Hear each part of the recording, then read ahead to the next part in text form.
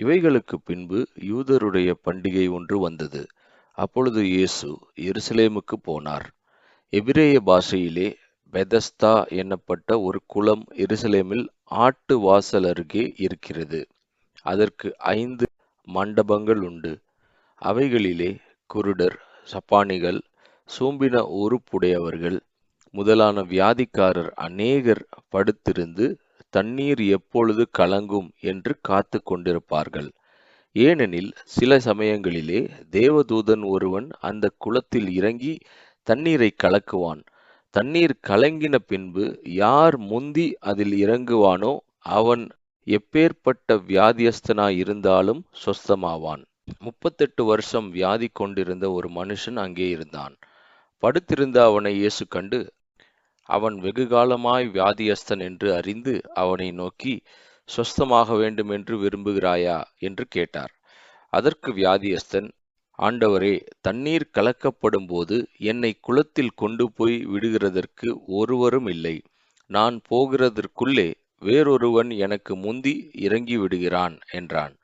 இயேசு அவனை நோக்கி, எழுந்திரு, உன் படுக்கையை எடுத்துக்கொண்டு நட என்றார். உடனே அந்த மனுஷன் சொஸ்தமாகி தன் படுக்கையை எடுத்துக்கொண்டு நடந்து போனான். அந்த நாள் ஓய்வு நாளாயிருந்தது. ஆதலால் யூதர்கள் குணமாக்கப்பட்டவனை நோக்கி, இது ஓய்வு நாளாயிருக்கிறதே, படுக்கையை எடுத்துக்கொண்டு போகிறது உனக்கு நியாயமல்ல என்றார்கள். அவன் அவர்களுக்கு பிரதியுத்தரமாக, என்னை சொஸ்தமாக்கினவர் உன் படுக்கையை எடுத்துக்கொண்டு நடவென்று எனக்கு சொன்னார் என்றான்.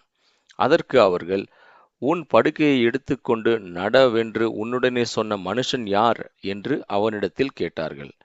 சொஸ்தமாக்கப்பட்டவன், அவர் இன்னார் என்று அறியவில்லை. அவ்விடத்தில் ஜனங்கள் கூட்டமாயிருந்தபடியினால் இயேசு விலகி இருந்தார். அதற்கு பின்பு இயேசு அவனை தேவாலயத்திலே கண்டு, இதோ நீ சொஸ்தமானாய், அதிக கேடானதொன்றும் உனக்கு வராதபடி இனி பாவம் செய்யாதே என்றார். அந்த மனுஷன் போய் தன்னை சொஸ்தமாக்கினவர் இயேசு என்று யூதர்களுக்கு அறிவித்தான். இயேசு இவைகளை ஓய்வு நாளில் செய்தபடியினால் யூதர்கள் அவரை துன்பப்படுத்தி அவரை கொலை செய்ய வகை தேடினார்கள். இயேசு அவர்களை நோக்கி, என் பிதா இதுவரைக்கும் கிரியை செய்து வருகிறார், நானும் கிரியை செய்து வருகிறேன் என்றார். அவர் ஓய்வு நாள் கட்டளையை மீறினதும் இல்லாமல் தேவனை தம்முடைய சொந்த பிதா என்று சொல்லி தம்மை தேவனுக்கு சமமாக்கினபடியினாலே யூதர்கள் அவரை கொலை செய்யும்படி அதிகமாய் வகை தேடினார்கள். அப்பொழுது இயேசு அவர்களை நோக்கி, மெய்யாகவே மெய்யாகவே நான் உங்களுக்கு சொல்லுகிறேன், பிதாவானவர் செய்ய குமாரன் காண்கிறதெதுவோ அதையே அன்றி வேறொன்றையும் தாமாய் செய்ய மாட்டார். அவர் எவைகளை செய்கிறாரோ அவைகளை குமாரனும் அந்தபடியே செய்கிறார். பிதாவானவர் குமாரனிடத்தில் அன்பாயிருந்து தாம் செய்கிறவைகளை எல்லாம் அவருக்கு காண்பிக்கிறார். நீங்கள் ஆச்சரியப்படத்தக்கதாக இவைகளை பார்க்கிலும் பெரிதான கிரியைகளையும் அவருக்கு காண்பிப்பார். பிதாவானவர் மரித்தோரை எழுப்பி உயிர்ப்பிக்கிறது போல குமாரனும் தமக்கு சித்தமானவர்களை உயிர்ப்பிப்பார். அன்றியும் பிதாவை கனம் பண்ணுகிறது போல எல்லாரும் குமாரனையும் கனம் பண்ணும்படிக்கு பிதாவானவர் தாமே ஒருவருக்கும் நியாய தீர்ப்பு செய்யாமல் நியாய தீர்ப்பு செய்யும் அதிகாரம் முழுவதையும் குமாரனுக்கு ஒப்பு கொடுத்திருக்கிறார். குமாரனை கனம் பண்ணாதவன் அவரை அனுப்பின பிதாவையும் கனம் பண்ணாதவனாயிருக்கிறான். என் வசனத்தை கேட்டு என்னை அனுப்பினவரை விசுவாசிக்கிறவனுக்கு நித்திய ஜீவன் உண்டு. அவன் ஆக்கினை தீர்ப்புக்குட்படாமல் மரணத்தை விட்டு நீங்கி ஜீவனுக்குட்பட்டிருக்கிறான் என்று மெய்யாகவே மெய்யாகவே உங்களுக்கு சொல்லுகிறேன். மரித்தோர் தேவ குமாரனுடைய சத்தத்தை கேட்கும் காலம் வரும், அது இப்பொழுதே வந்திருக்கிறது. அதை கேட்கிறவர்கள் பிழைப்பார்கள் என்று மெய்யாகவே மெய்யாகவே உங்களுக்கு சொல்லுகிறேன். ஏனெனில் பிதாவானவர் தம்மில்தாமே ஜீவனுடையவராய் இருக்கிறது போல குமாரனும் தம்மில்தாமே ஜீவனுடையவராய் இருக்கும்படி அருள் செய்திருக்கிறார். அவர் மனுஷகுமாரனாய் இருக்கிறபடியால் நியாய தீர்ப்பு செய்யும்படிக்கு அதிகாரத்தையும் அவருக்கு கொடுத்திருக்கிறார். இதை குறித்து நீங்கள் ஆச்சரியப்பட வேண்டாம். ஏனெனில் பிரேத குழிகளில் உள்ள அனைவரும் அவருடைய சத்தத்தை கேட்கும் காலம் வரும். அப்பொழுது நன்மை செய்தவர்கள் ஜீவனை அடையும்படி எழுந்திருக்கிறவர்களாகவும், தீமை செய்கிறவர்கள் ஆக்கினையை அடையும்படி எழுந்திருக்கிறவர்களாகவும் புறப்படுவார்கள். நான் என் சுயமாய் ஒன்றும் செய்கிறதில்லை. நான் கேட்கிறபடியே நியாய தீர்க்கிறேன். எனக்கு சித்தமானதை நான் தேடாமல் என்னை அனுப்பின பிதாவுக்கு சித்தமானதையே நான் தேடுகிறபடியால் என் தீர்ப்பு நீதியாயிருக்கிறது. என்னை குறித்து நானே சாட்சி கொடுத்தால் என் சாட்சி மெய்யாயிராது. என்னை குறித்து சாட்சி கொடுக்கிறவர் வேறொருவர் இருக்கிறார். அவர் என்னை குறித்து கொடுக்கிற சாட்சி மெய்யான சாட்சி என்று அறிந்திருக்கிறேன்.